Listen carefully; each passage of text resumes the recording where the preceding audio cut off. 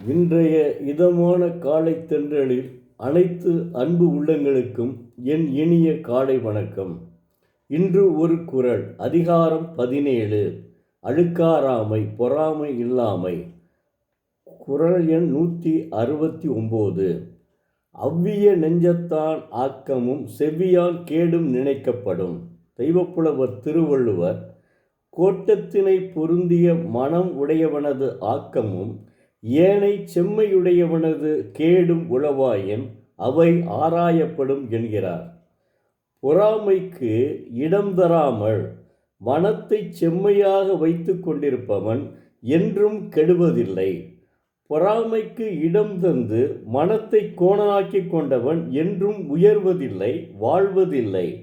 மனம் கோணலானவன் நன்றாக வாழ்வதும் மனம் செம்மையானவன் வாழாமல் கெடுவதும் எங்கேனும் காணப்பட்டால் அதன் காரணம் ஆராய்ந்தறியப்பட வேண்டிய ஒன்றுதான். அதாவது இந்த குறளிலே அவர் என்ன சொல்றாரு? எப்பவுமே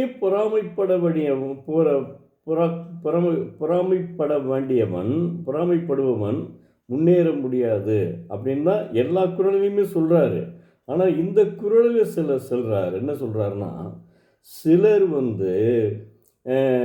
ஒரு மனம் செம்மையானவன், நல்ல பொறாமை உடையவன், மனம் பொறாமை உடையவனே ஒரு செல்வம் வந்து விட்டாலும், அதாவது மனம் செம்மையானவனுக்கு அந்த வாழ்விலிருந்து கேடு வந்தாலும் அது அப்படி ஒரு இது நடைபெற்றால் அதை ஆராய வேண்டும் என்கிறார்.